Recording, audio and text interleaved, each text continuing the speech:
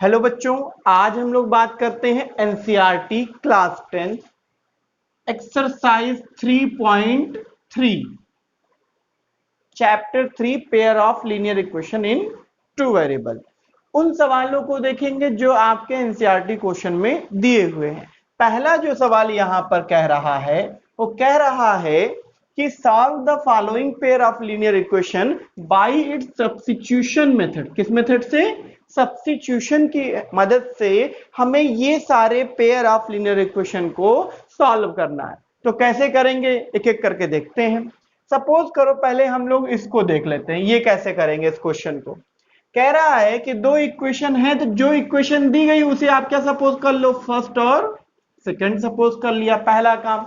उसके बाद क्या करेंगे, इन दोनों में से उस इक्वेशन को डिपेंडेंट इंडिपेंडेंट बनाओ जिसका कोफिशिएंट कम हो। यहां देखोगे कोफिशिएंट इसका कितना है 1/3, यहां कितना है t का 1/2, यहां कितना है 1 और t का कितना है -1 है।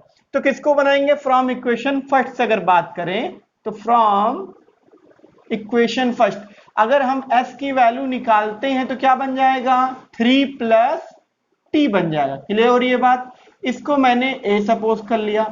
अब हम क्या करेंगे, इस s की वैल्यू को किस इक्वेशन पुट करेंगे, सेकंड इक्वेशन पुट करेंगे। ठीक है, याद रखना उसी इक्वेशन में मत पुट कर देना, सेकंड इक्वेशन में पुट करेंगे। पुट s इन इक्वेशन सेकंड। s की वैल्यू कितनी है हमारे पास, 3 + t, उसके नीचे क्या लगा है 3, ध्यान रखिएगा, प्लस t/2 = 6। अब क्या करें, यहां पर एलसीएम लेना है, तो एलसीएम कितना आएगा 6 आएगा। यहां 2 से मल्टीप्लाई होगा तो 3 +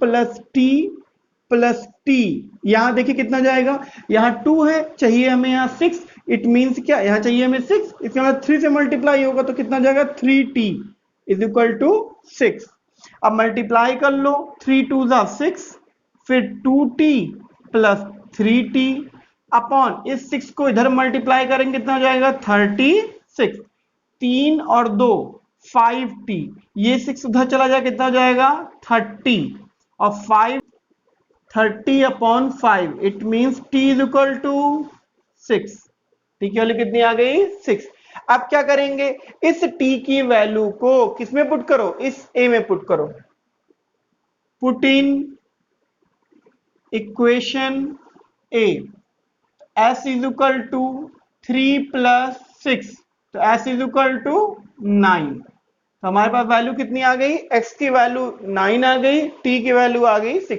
अगर चेक करके देखो 9 - 6 इट बिकम 3 हमारी। और इसी तरह जब इसमें भी रखोगे तो इक्वेशन वेरीफाई कर रहे होगे। तो हमारे पास दो वैल्यू चाहिए थी s और t की, दोनों वैल्यू हमारे पास आ गई। चलो अब बात करते हैं नेक्स्ट क्वेश्चन। इस क्वेश्चन को आप लोगों ने अभी में जब हम लोग सॉल्व कर रहे हैं, सब्स्टिट्यूशन मेथड समझ रहे थे तो उस क्वेश्चन को किया है। ठीक है, तो आप लोग फिर से कर लीजिएगा। अब मैं बात करता हूं इस क्वेश्चन के बारे में। सेकंड क्वेश्चन क्या कह रहा है, कह रहा है 3x - y = 3। ये क्वेश्चन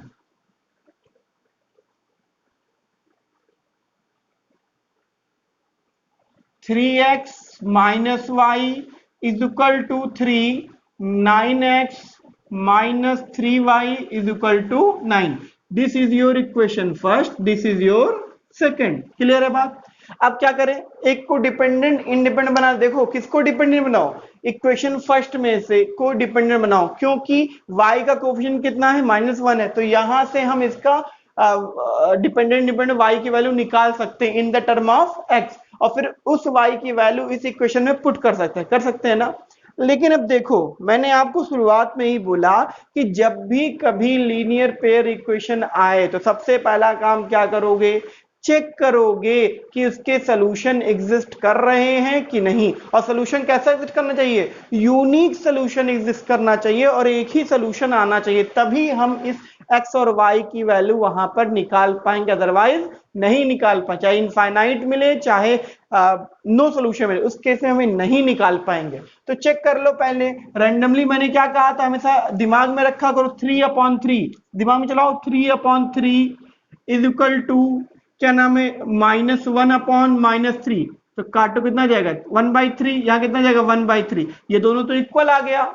इट मीन्स क्या हो गया, अब हमें सेकंड केस मतलब पहली चीज क्लियर हो चुकी है, नॉट इक्वल होता तभी हम सॉल्व करते, तभी हमारे पास सॉल्व करते कि हाँ भैया ये नॉट इक्वल है, इट मीन्स यूनिक सोल्यूशन देगा, तब हमें एक्स वाई की वैल्यू मिलेगी। ये क्लियर हो चुका है, यहाँ पे एक्स और वाई की वैल्यू मिलने वाली नहीं है। लेकिन अब सोल्यूशन एग्जिस्ट कर रहा है कि नहीं कर रहा, ये चेक करने के लिए हमें थर्ड वाला वेरिएबल चेक करना पड़ेगा।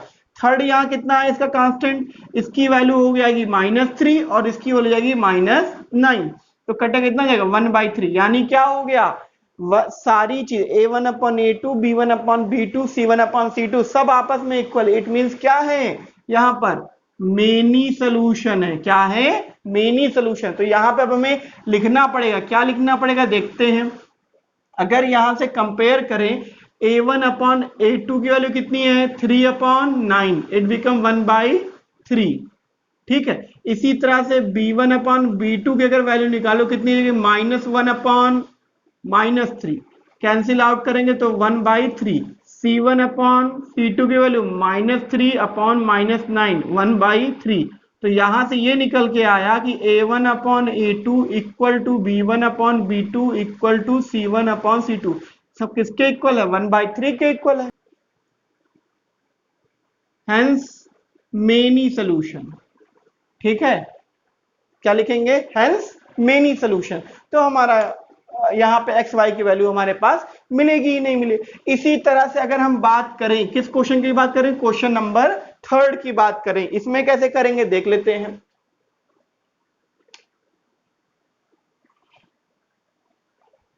क्वेश्चन नंबर 3 देखो क्या कह रहा है कि 0.2x, क्वेश्चन नंबर 3 क्या कह रहा है 0.2x plus 0.3y is equal to 1.3, फिर 0.4x plus 0.5y is equal to 2.3। तो this is your equation first होगा, दिस इज योर सेकंड होगा, ये तो क्लियर ही है। एक चीज देखो, इस बार यहां क्या आ रहा है डेसिमल आ रहा है। कुछ बच्चे क्या है अलग अलग बुकों में इसको सॉल्व करने का तरीका अलग है, कुछ कहीं कहीं बुकों में क्या है इस डेसिमल को यहां पे हटाने के लिए 10 से मल्टीप्लाई कर देता है। अगर 10 से पूरे इक्वेशन में इधर और इधर दोनों मल्टीप्लाई कर लोगे तो ये क्या बन जाएगा 2x बन जाएगा, ये 3y बन जाएगा, ये 13 बन जाएगा। ठीक है, इस तरह से भी कर सकते हो, लेकिन क्या जरूरत है करने की, क्यों 10 से मल्टीप्लाई, डायरेक्टली अगर हमें कैलकुलेशन सही है तो डायरेक्टली वैल्यू निकाल सकते हैं। तो करके देखते हैं। क्या सपोज करो फ्रॉम इक्वेशन फर्स्ट, किसी को भी सपोज करो, फ्रॉम इक्वेशन फर्स्ट को सपोज करो या सेकंड करो, क्योंकि दोनों में कोफिशिएंट है, क्योंकि 1 तो है नहीं। अब हमें क्या करना होगा, यहां से अगर हम किसी की वैल्यू निकालें, सपोज करो हम निकालते हैं x की वैल्यू, तो कितना हो जाएगा 1.3 माइनस 0.3y, और x की वैल्यू कितनी हो जाएगी 1.3 minus 0.3y upon 0.2x। This is your a। चलिए, और ये बात क्या करेंगे, पुट इन इक्वेशन सेकेंड, तो 0.4, x की वैल्यू कितनी है हमारे पास, x की वैल्यू है हमारे पास 1.3 माइनस 0.3y अपॉन 0.2, ये हो गया, plus 0.5y is equal to 2.3। अब देखो क्या कर सकते हैं, यहां से अगर हम यहां से इसको डिवाइड करेंगे तो हमारे पास बचेगा 2। अब 2 का मल्टीप्लाई करो, इसमें कितना जाएगा 2.6 minus 0.6y plus 0.5y is equal to 2.3, ये हो गया। अब क्या करो, जितने भी y हैं यहां पे अगर देखा जाए तो y की वैल्यू कितनी जाएगी 0.1y हो जाएगी। ठीक है, अगर इसको उधर ले जाओगे तो कितना जाएगा 0.3 हो जाएगा। अरे भाई 2.6 नेगेटिव में उधर जाएगा तो इधर हो जाएगा हमारा 0.3, वो भी माइनस है, तो माइनस माइनस कैंसिल हो जाएगा, तो y की वैल्यू जो बचेगी 0.3 अपॉन 0.1। अगर इसको सॉल्व करोगे 10 से मल्टीप्लाई और डिवाइड करके तो कितना जाएगा 3 आ जाएगा। y की वैल्यू कितनी आ गई 3 आ गई। इसी तरह से अब हमें क्या करना होगा, इस y की वैल्यू को कहां पुट करना पड़ेगा, इक्वेशन ए में पुट करना पड़ेगा। तो पुट करते हैं, पुट इन इक्वेशन ए। तो x is equal to 1.3 minus 0.3 into 3 upon 0.2। Solve करते हैं, 1.3 माइनस 0.6 डिवाइड बाई 0. यहाँ आ जाएगा 0.9, तो कितना जाएगा 0.4 अपॉन 0.2। एक्स की वैल्यू कितनी आई, 2 आई। ठीक है, यहाँ y की वैल्यू 3 आ गई और x की वैल्यू 2 आ गई। ठीक है, इस तरह से भी हम लोग कर सकते हैं इस क्वेश्चन को, कोई दिक्कत नहीं आएगी। ठीक है, अब अगर बात करें क्वेश्चन नंबर 5 की, ठीक है, क्वेश्चन नंबर 5 कैसे करोगे, 5th नहीं 4th। अब बात करते हैं अब बात करते हैं क्वेश्चन नंबर 4th में। 4th में क्या कह रहा है कि under root 2x plus under root 3y is equal to 0 और दिया है under root 3x minus under root 8y is equal to 0। तो भाई ठीक है, एक को इक्वेशन फर्स्ट सपोज करो, दूसरे क्या सपोज करोगे, सेकंड। अब फ्रॉम इक्वेशन फर्स्ट से किसकी वैल्यू निकाल लो, किसी एक की निकाल लेते हैं। तो under root 2x is equal to minus under root 3y, इसको उधर ले जाओ, कितना हो जाएगा x की value minus under root 3 upon under root 2y। ये पूरी वैल्यू, x की वैल्यू क्या आ गई, ये पूरी आ गई। ठीक है, तो ठीक है, जो भी आ रही है आप इसको ऐसे कर लो। ठीक है, this is your A. Equation second में वैल्यू पुट करेंगे, कैसे पुट करेंगे, कहां गया, अंडर रूट 3 एक्स की वैल्यू कितनी है, ये पूरी एक्स की value minus under root 3y upon under root 2 minus under root 8y is equal to 0। ये हो गया। अब देखो रूट 3, ये रूट 3 कितना जाएगा 3y upon under root 2 minus under root 8y is equal to 0। अब यहाँ पे एलसीएम लेना पड़ेगा, तो एलसीएम कितना आएगा, अंडर रूट 2 आएगा एलसीएम। अगर अंडर रूट 2 एलसीएम आएगा तो 3y, यहां देखो कितना जाएगा। अब देखो यहां अंडर रूट 2 की कमी है, तो अंडर रूट 2 अंडर रूट 8 से मल्टीप्लाई कितना जाएगा, अंडर रूट 16 और इसकी वैल्यू कितनी जाएगी 4। तो under root 16y is equal to 0। इस रूट 2 का मल्टीप्लाई इधर करेंगे कितना हो जाएगा 0। तो minus 3y minus 4y। Clear हो रही है बात।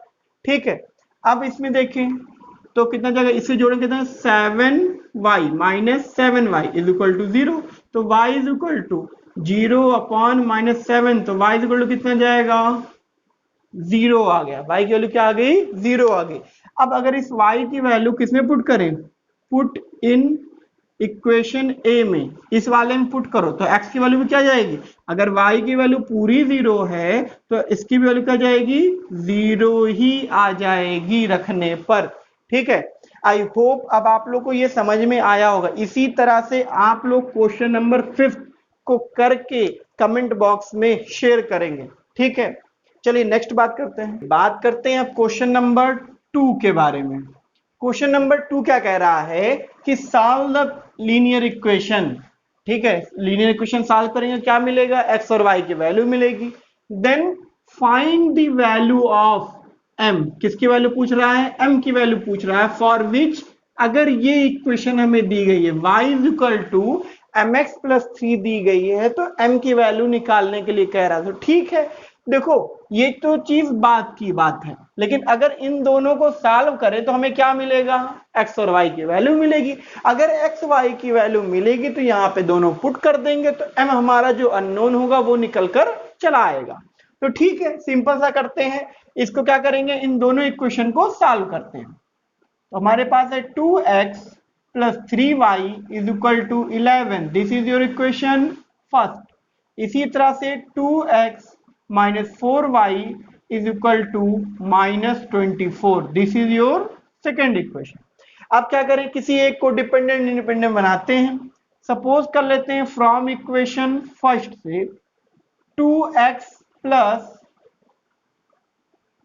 2x is equal to 11 minus 3y, तो x is equal to 11 minus 3y upon 2, this is your equation A. अब क्या करें, पुट कर लो किसी में, पुट इन इक्वेशन सेकंड में 2x की value 11 minus 3y upon 2 minus 4y is equal to minus 24। देखो 2 से 2 ये कैंसिल हो जाएगा, तो 11 minus 3y minus 4y is equal to minus 24। Y Y को एक में कर लेते हैं, तो माइनस 7y, ये 11 उधर जाएगा तो माइनस हो जाएगा, तो 24 माइनस 11 तो कितना हो जाएगा, माइनस 35, ठीक, और माइनस 7y, तो माइनस माइनस कैंसिल, और y 7 से 35 कैंसिल हो जाएगा, कितना बचेगा 5। अब क्या करें, put this value of y in equation this a में, put in equation a, x is equal to 11 minus 3, y की वैल्यू कितनी आई है 5, डिवाइड बाय 2, तो 11 माइनस 5 3 जा 15 अपॉन 2, तो x की वैल्यू कितनी आ गई, x की वैल्यू हमारे पास आएगी, ठीक है, -4 अपॉन 2, तो कितना आ जाएगा 2 आ जाएगा, x की वैल्यू आ गई हमारे पास -2। अब चेक करते हैं क्या x की वैल्यू -2 और y की वैल्यू 5 क्या सही है, यहां रख के चेक करो, 2 इंटू 2 प्लस 3 इंटू 5, ठीक है, तो ये हो जाएगा -4, ये हो जाएगा 15, हाँ सही है, वैल्यू कितनी आ रही है 11 आ रही है, यानी x की वैल्यू -2 और y की वैल्यू 5 हमारी सही है। अब क्या करो, जो इक्वेशन दी गई है, क्या इक्वेशन दी गई थी, given y is equal to mx plus 3, ये दिया गया है, इस m को निकालना है, तो y की वैल्यू 5 है, m की वैल्यू पता नहीं, x की वैल्यू हमारा -2 प्लस 3, तो m is equal to -2m plus 3, इस 2m को इधर ले आओ, इसको उधर शिफ्ट कर देते हैं, तो 2m इज इक्वल टू -2, तो m इज इक्वल टू -1। तो इस तरह से हम इस अननोन वैल्यू की वैल्यू निकाल सकते हैं। अब बात करते हैं नेक्स्ट क्वेश्चन, बात करते हैं क्वेश्चन नंबर 3 की। इसमें देखिए क्या कह रहा है कि form the pair of linear equation for the following problem. मतलब क्या है, इस बार आपको लीनियर इक्वेशन बना बनाया नहीं देगा, मतलब क्या कहेगा, पहले form the pair of linear equation, पहले उसको बनाओ लीनियर इक्वेशन, उसके बाद क्या कह रहा है, find their solution by the substitution method, मतलब उसके बाद हमें सब्स्टिट्यूशन मेथड की हेल्प से क्या निकालने होंगे, सॉल्यूशन निकालने होंगे। तो हमें क्या करना होगा, यहां पर हमें पहले pair of linear equation two बनाना पड़ेगा, किसी स्टेटमेंट की हेल्प से, फिर उसको एक्स और वाई की वैल्यू हमें सॉल्व करनी पड़ेगी। एक चीज और देखो, जब भी इस तरह के क्वेश्चन आए स्टेटमेंट वाले, तब यहाँ पे सवाल में वो a1 upon a2 b1 upon b2 c1 upon c2 check करने की जरूरत नहीं है, क्योंकि ये इक्वेशन ऑलरेडी कह ही रहा है कि सोल्यूशन निकालो, इट मींस क्या है, वो एक्स वाई की वैल्यू निकलेगी ही निकलेगी, ठीक है। लेकिन यहाँ पे सबसे बड़ी बात ये होती है कि जो आप पेयर ऑफ लीनियर इक्वेशन बनाओगे, क्या वो सही बना रहे हो कि नहीं, उस पर बहुत ध्यान देना है। अगर वो सही बना रहे हो तो कभी भी आपका आंसर फंसेगा नहीं, आंसर आ जाएगा। तो देखते हैं क्या कह रहा है, कह रहा है the difference between the two numbers, क्या बोल रहा है, दो नंबर का डिफरेंस कितना है, 26 है। फिर क्या कह रहा है, one number is 3 times the other, यानी कोई एक नंबर जो है वो 3 टाइम्स ज्यादा है, ठीक है, किससे, दूसरे नंबर से। तो फाइंड दे, मतलब उन नंबर को बताओ वो नंबर क्या होंगे। तो ठीक है, हमारे पास दो अननोन निकालने हैं, तो सब किसी को भी सपोज कर लो, let the first number be X मान लो, सेकेंड नंबर क्या हो जाएगा, वाई सपोज कर लिया, ठीक है। अब एक एक लाइन से पढ़ो, क्या कह रहा है, the difference between two numbers, यानी दो नंबर का डिफरेंस कितना है, 26 है। अब ये सोचोगे सर कि x को लार्जर नंबर माने कि y को लार्जर नंबर माने, ठीक है, किसी को भी सपोज कर सकते हो, x माइनस वाई कर दो या y माइनस से कर दो, उससे कोई फर्क नहीं पड़ता है, ठीक है। तो मैंने क्या किया, अकॉर्डिंग टू क्वेश्चन, क्या कह रहा है इसमें कि डिफरेंस बिटवीन टू नंबर यानी x minus y is equal to 26, this is your equation first. इसी तरह से अगर बात करें इस वाले के लिए, कह रहा है द वन नंबर, मतलब जो दो नंबर हैं उन दोनों में से एक number is 3 times the other, यानी किसी एक नंबर को सपोज कर लो वो x है, वो क्या है 3 टाइम्स है किसके, दूसरे वाले से। 3 टाइम्स का मतलब क्या होता है, ये दूसरे नंबर का 3 गुना होगा, मल्टीप्लाई होगा। लेकिन अगर यही बोल देता टाइम्स की जगह 3 मोर, क्या बोल देता है 3 मोर, तो क्या लिखते हैं हम 3 प्लस वाई लिखते हैं, ये ध्यान रखना, ठीक है। तो यहां कितना है 3y, this is your equation second. अब क्या करोगे, इन दोनों इक्वेशन को सॉल्व कर लेते हैं। ये तो ऑलरेडी डिपेंडेंट बना हुआ है, इंडिपेंडेंट बना हुआ, तो इस वैल्यू को उठा के यहां पुट कर दो, put in from second, put in equation first, put करते हैं x की value 3y is equal to minus y, 3y minus y is equal to 26, यहां जाएगा 2y इज इक्वल टू 26, तो y इज इक्वल टू 13 आ गया एक number, ठीक है। अब क्या पुट करो, ये यहां पे पुट कर लेते हैं, पुट इन इक्वेशन सेकंड, तो x is equal to 3 into y की वैल्यू 13, तो x की वैल्यू 39। अब चेक कर लो, एक नंबर क्या है छोटा है 13, दूसरा नंबर क्या है इस नंबर से 3 टाइम्स ज्यादा है, तो कितना आ रहा है 39 आ रहा है। तो इस तरह से हमें क्वेश्चन को करने होंगे। अब बात करते हैं इस क्वेश्चन के लिए क्या कह रहा है, क्वेश्चन नंबर सेकंड में the larger of the two supplementary angle, क्या बोल रहा है two supplementary angle, larger of the two supplementary angle exceed by smaller by 18 degree, find them.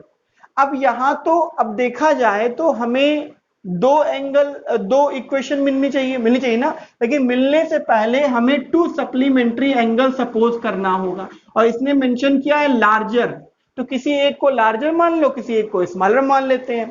तो सपोज कर लेते हैं, let the larger angle be x, the smaller angle be y हो गया। अब क्या करें, अब देखो larger number according to question अगर बनाया जाए, लार्जर नंबर क्या सपोज किया हो x को, x इज इक्वल टू, ठीक है, is equal to exceed by, exceed का मतलब यही जो मैंने अभी यहां बोला था मोर, ठीक है, एक्सीड बाई 18 डिग्री यानी y plus 18, this is your equation first. लेकिन अब और कहीं कुछ दिया नहीं दिया, अब भाई क्या करें, अब हमें तो एक चीज और दिखानी होगी, एक इक्वेशन और चाहिए होगा, तभी तो एक्स वाई की वैल्यू मिलेगी। वो कैसे मिलेगी, ATQ में आते हैं, बोला नहीं है टू सप्लीमेंट्री एंगल, इसके क्या मतलब है, टू सप्लीमेंट्री एंगल उसे बोलते हैं when sum of the two angles must be 180, क्या बनना चाहिए 180 डिग्री बनना ही चाहिए, उसे बोलते हैं सप्लीमेंट्री। तो हमारे पास टू नंबर क्या है, एक x है, दूसरा क्या है y है, तो दोनों सम कितना होना चाहिए 180, this is your equation second. अब इन दोनों इक्वेशन को आप सॉल्व करोगे, जो भी वैल्यू आएगी आप मुझे कमेंट बॉक्स में उसको बताओगे। चलिए अब बात करते हैं क्वेश्चन नंबर 5, जो क्वेश्चन नंबर 3 में है। क्वेश्चन नंबर 3 और 4 अगर आप लोग जो इस एनसीईआरटी बुक का क्वेश्चन है अगर ट्राई करेंगे तो आ जाएगा, ठीक है। तब क्वेश्चन नंबर 5 जो है ये समझते हैं क्या है, और इस तरह के क्वेश्चन आपके पास और बुकों में जितने भी मिले आप उसको लगाने की कोशिश जरूर कीजिएगा, ठीक है, क्योंकि ये चैप्टर बहुत ही ज्यादा इंपॉर्टेंट है, ठीक है। अब क्या कह रहा है क्वेश्चन समझो, कह रहा है अ फ्रैक्शन बिकम, फ्रैक्शन क्या होता है भाई, ऐसा कोई भी नंबर जो कि न्यूमरेटर और डिनोमिनेटर के फॉर्म में लिखा है। सपोज करो ये न्यूमरेटर हो गया और ये डिनोमिनेटर, न्यूमरेटर को x से कर दिया, डिनोमिनेटर को y से रिप्रेजेंट कर दिया, ठीक है, यानी ऐसा कोई भी नंबर जो न्यूमरेटर डिनोमिनेटर फॉर्म में होता है उसे क्या बोलते हैं हम लोग? फ्रैक्शन बोलते हैं। क्लियर हो रही है बात? तो कह रहा है कोई फ्रैक्शन बनेगा 9/11 if 2 is added the both numerator and denominator. मतलब इतनी सी बात कह दिया कि अगर कोई भी फ्रैक्शन में डिनोमिनेटर और न्यूमरेटर में क्या ऐड कर दें? 2 ऐड कर दे तो क्या बन जाएगा? 9/11 बन जाएगा। इट मींस क्या है, कर लेते हैं इसी तरह से, let the numerator is equal to x, denominator क्या हो जाएगा? y हो जाएगा। ठीक है, अब अगर हम फ्रैक्शन की बात करें तो फ्रैक्शन क्या बन जाएगा हमारा? x अपॉन y बन जाएगा, क्योंकि सारा काम फ्रैक्शन में ही कर रहा है। और लास्ट में अगर देखोगे तो फाइंड द फ्रैक्शन ही हमें बोल भी रहा है। ठीक है, अगर इतनी चीजें हमने पढ़ी है, इस चीज को इंप्लीमेंट करते हैं अकॉर्डिंग टू क्वेश्चन में, तो कैसे लिखेंगे? देखो फ्रैक्शन क्या बन रहा है? 9/11 बन रहा है। कब बन रहा है? जब किसी भी जो हमारा फ्रैक्शन x और y है उसमें दो ऐड करने हैं, बोला नहीं है adding to both numerator and denominator. हमने क्या कर दिया? ऊपर भी दो नीचे भी दो क्या कर दिया? जोड़ दिया। तो क्या हो जाएगा? लेकिन ध्यान देना कुछ बच्चे क्या कर लेते हैं, यही फ्रैक्शन ऐसे लिखते हैं +2 कर लेते हैं और 9/11 कर लेते हैं। अगर ऐसे किए तो ये गलत बन जाए, क्योंकि यहां पर तुम्हारा एलसीएम हो जाएगा 2y अपॉन y हो जाएगा। ये क्वेश्चन गलत बन जाएगा, ध्यान रखना। न्यूमरेटर में भी दो जोड़ना है, डिनोमिनेटर में भी दो जोड़ना है। इस तरह से हम नहीं करेंगे, करेंगे इस तरह से, इस तरह से करेंगे। अब क्या कर देते हैं, सॉल्व करते हैं। तो मल्टीप्लाई कर लो, 11x + 22 9y + 18। ठीक है, अगर हम यहां से 11x 9y + 18 - 22, यहां से x की वैल्यू निकालें तो कितनी बचेगी? पहले यहां देख लेते हैं, 9y - 3 नहीं हो जाएगा हमारा 4 upon 11। This is your equation. Suppose कर लो तुम इसे, इक्वेशन फर्स्ट सपोज कर लेते हैं। अगर हम इसी तरह से बात करें अकॉर्डिंग टू क्वेश्चन, किसके लिए? अब बड़ो question, if 3 is added both numerator and denominator by it become 5/6। मतलब कह रहा है यही फ्रैक्शन रहा होगा हमारे पास जब इसके अंदर 3 ऊपर 3 नीचे ऐड कर देंगे तो कितना बचेगा? 5/6 बचेगा। तो ठीक है, सॉल्व करते हैं इसको, इसकी इक्वेशन बनाते हैं। क्या कर लेते हैं, ये नहीं तो आप क्या करो, जो आपकी वैल्यू x की आई यहीं पे पुट कर सकते हो, लेकिन थोड़ा सा इजी कर लेते हैं सॉल्व करके। तो 6x + 18 = 5y + 15। ठीक है, अब क्या करें, 6x 5y इस 18 उधर शिफ्ट करो, कितना जाएगा? -3। अब इस x की वैल्यू को उठा के यहां पुट कर दो from first, 6 × 9y - 4 upon 11 = -5 - 3। Solve करते हैं, 11 से 6 तो कटेगा नहीं, इट मींस क्या है, मल्टीप्लाई करो, 54y - 24 अपॉन 11 = 5y - 3। ठीक है, अब हमें क्या करना होगा, इस 11 के अंदर मल्टीप्लाई करना होगा। मल्टीप्लाई कर लेते हैं, 54y - 24 55y - 33। ठीक है, अब इसको y को जितने एक तरफ y कर लो, एक तरफ कांस्टेंट कर लेते हैं, तो y वाले को इधर ले आओ, तो 54y - 55y ये हो गया, -33 + 24 उधर जाएगा तो जाएगा प्लस हो जाएगा। यहाँ क्या बचेगा हमारे पास? बचेगा -y। और यहाँ कितना बचेगा हमारे पास? यहाँ बचेगा -11। अगर देखा है कितना सब्ट्रैक्ट करने पे आएगा, 24 है और यहाँ कितना है 33 है, तो कितना बचेगा 9, तो -9। तो ये कैंसिल आउट, y कितना आ गया 9 आ गया। अब क्या करें, इस y की वैल्यू उठा के यहाँ पुट कर लो इक्वेशन नंबर फर्स्ट में, पुट इन इक्वेशन फर्स्ट, क्या हो जाएगा, x = 9, y की वैल्यू आई है 9 - 4 अपॉन 11, x = 9 81 - 4 अपॉन 11, तो x = कितना जाएगा 77 अपॉन 11। तो x की वैल्यू कितनी आई, इसकी भी वैल्यू आ रही है 7। इसकी वैल्यू आ रही है 7, लेकिन हमें एक्स वाई नहीं चाहिए। अगर यहाँ पे आपने वैल्यू छोड़ दी तो गलत हो जाएगा। इसने क्या बोला है, फ्रैक्शन, तो हम लिखेंगे लास्ट में फ्रैक्शन।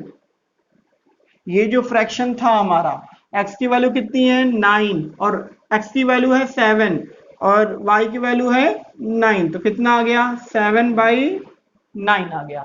ठीक है, इस तरह से क्वेश्चन को करके हम लोग छोड़ेंगे। अब बात करते हैं नेक्स्ट क्वेश्चन। अब बात करते हैं क्वेश्चन नंबर 6। इस तरह के क्वेश्चन आपके एग्जाम में आते ही आते हैं, तो इस तरह के क्वेश्चनों को हमें कैसे करना होगा समझते हैं एक करके। और इस तरह का क्वेश्चन अभी हम लोगों ने एक्सरसाइज 3.1 में लीनियर इक्वेशन बनाया था। अब हमें क्या करें, लीनियर इक्वेशन भी बनाना होगा, साथ में उन लीनियर इक्वेशन को सॉल्व भी करना होगा। देखते हैं कैसे करना है। क्या कह रहा है, 5 ईयर हेंस, हेंस का मतलब होता है नाउ, यानी आज का, आज की कहानी चल रही है उसकी। क्या कहानी है, the age of Jacob will be 3 times, मतलब जो कोई लड़का, कोई जैकब है, उसकी एज क्या है 3 टाइम्स दैट इज सन। मतलब क्या है, जैकब कोई पिता है जिसकी अपने बेटे से जो एज है वो क्या है 3 टाइम्स है। क्या है ये 3 टाइम्स है। ठीक है, फिर क्या बोल रहा है, 5 years ago बोल रहा होगा, the Jacob age was 7 time of his son, what are their present age. अब देखो कंफ्यूज हो गए, कंफ्यूज नहीं होना है, सिंपल सी बात। देखो ये क्लियर हुआ कि दो लोग हैं। कौन दो लोग हैं, एक जैकब होगा और एक कौन होगा, सन होगा। तो सिंपल सी बात है, पहले लेट कर लो। ठीक है, let the present age of Jacob कितना होगा, एक्स ईयर होगा। The present age of son कितना होगा, हिज सन ना, कितना होगा वाई ईयर। अब देखो, अब यहां से ये जो बात कह रहा है, क्या कह रहा है, पहला 5 ईयर हेंस, मतलब आज से 5 साल बाद। तो क्या कर लें भाई, आज से 5 साल क्या है, जो हमारी प्रेजेंट एज होगी उसमें 5 साल क्या होगा, ऐड होगा। यानी क्या लिखें, आफ्टर 5 ईयर। ठीक है, अगर देखा जाए तो अब हमारी जैकब की एज क्या हो जाएगी 5 साल बाद, बताइए, x + 5 हो जाएगी, और उसके सन की क्या हो जाएगी, y + 5 हो जाएगी। क्लियर हो रही है बात। अब देखो, अभी हमने कुछ किया नहीं, अभी तो हमने सिर्फ इसकी बात की, इसकी बात की। पहले हमने क्या सपोज किया, दो लोग थे, एक जैकब था और एक उसका बेटा था, तो उसको हमने प्रेजेंट एक्स मान लिया, वाई मान लिया। वाई सपोज करने के बाद फिर क्या बोला, 5 years ago, मतलब 5 ईयर हेंस, मतलब आज से 5 साल। हाँ, जब आफ्टर 5 ईयर बात कर रहा है तो हम क्या करना पड़ेगा, जो हमारी आज की एज होगी, आज की जो प्रेजेंट एज माने, उसमें 5 साल और हमें बढ़ाना तो पड़ेगा। तो हमने क्या कर दिया, x + 5 जैकब में कर दिया, y में क्या कर दिया, उसके सन में क्या कर दिया, y + 5 कर दिया। अब देखो क्या बोला, the age of Jacob, age of Jacob कौन है, एज ऑफ जैकब कौन है। देखो अब यहां अगर अकॉर्डिंग टू अगर हम क्वेश्चन चले तो क्या बोल रहा है, age of Jacob is equal to will be 3 times the age of his son. यही तो बात कह रहा है। ठीक है, अब बताओ, लेकिन हमारा परसेंटेज लेंगे कि ये वाला एज लेंगे, ये वाला एज लेंगे, क्योंकि हमें 5 ईयर हेंस की बात कर रहा है, आफ्टर 5 इयर्स की बात कर रहा है। तो इट्स मीन क्या, एज ऑफ जैकब कितना है हमारे पास, x + 5, 3 × y + 5, ये चीज है। इसको लिखने की जरूरत नहीं है, ये आपको समझने के लिए मैंने बनाया। ठीक है, कैसे लिखेंगे, age of Jacob is equal to 3 times of his son. अगर इसको सॉल्व करें कितना हो जाएगा, x + 5 is equal to 3y + 15। Equation बना लेते हैं, कितना जाएगा, x - 3y, उधर ले जाओ तो कितना बचेगा 10। This is your equation first. Clear हो गई बात। अब इसी तरह सेम जैसे हम लोगों ने इसमें काम किया, वैसे अब आगे पढ़ लेते हैं। 5 years ago, मतलब 5 years ago क्या लिखेंगे, 5 years ago, क्या बात कर रहा है भैया, 5 साल पहले, जैकब एज वाज। अब रुको, 5 years ago का मतलब क्या है, इससे 5 years ago नहीं है, जो आज हमारी प्रेजेंट एज है उससे 5 साल पहले। तो आज की एज क्या है हमारी, x है, तो क्या लिखेंगे इसके लिए, जैकब एज क्या हो जाएगी, x minus 5। His son age क्या हो जाएगी, y माइनस 5। क्लियर हुई बात। अब फिर देखो, पढ़ो सेंटर को, जैकब एज वाज, जैकब की एज कितनी है, x minus 5 is equal to 7 times his son, his की एज क्या है उसके बेटे की, y माइनस 5। अब सॉल्व कर लेते हैं, x minus 5 is equal to 7y minus 35, easy कर लो, x माइनस 7y इधर ले जाओ, कितना जाएगा minus 30। This is your equation second. एक इक्वेशन ये थी, एक इक्वेशन ये थी। अब किसी एक को डिपेंडेंट बना लेते हैं, उसको करके हम सॉल्व कर लेते हैं। देखो यहां से x की वैल्यू अगर निकाले तो कितनी बचेगी, 10 plus 3y, this is your equation A. हो गया कि नहीं हो गया। अब पुट करते हैं इसमें फ्रॉम ए से, x की वैल्यू कितनी है, 10 plus 3y minus 7y is equal to minus 30। इसको सॉल्व करें तो माइनस 4y, उधर ले जाओ कितना बचेगा माइनस 30, और ये हो जाएगा माइनस 10, तो हो जाएगा माइनस 40। तो minus 4y is equal to minus 40, तो y की वैल्यू कितनी आ जाएगी, 40/4, माइनस माइनस कैंसिल हो चुका पहले ही, तो y की वैल्यू कितनी आ गई, y की वैल्यू आ गई 10। ठीक है, ध्यान रखना एज निकाल रहे हैं तो यहां पर क्लियर कट की बात यह है कि x और y कभी निगेटिव नहीं आएगी। ठीक है, एज कभी निगेटिव किसी का होता नहीं है। ठीक है, दूसरी चीज, अब क्या करो, इस वैल्यू को उठा के क्या रखो, यहां पे पुट करो, पुट इन इक्वेशन ए। तो x is equal to 10 plus 3 into 10, तो 10 प्लस 30, तो कितना जाएगा 40। तो x किसकी एज थी, देखो जैकब की एज थी, और y किसकी एज थी, हिज सन की एज थी। 10 इयर्स हुआ कि नहीं हुआ।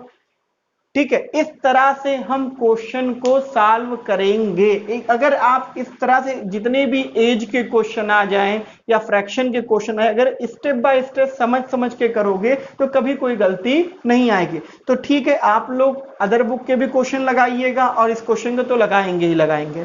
ठीक है, जहां कहीं भी डाउट हो तो आप लोग कमेंट बॉक्स में से बताइए। Thank you so much.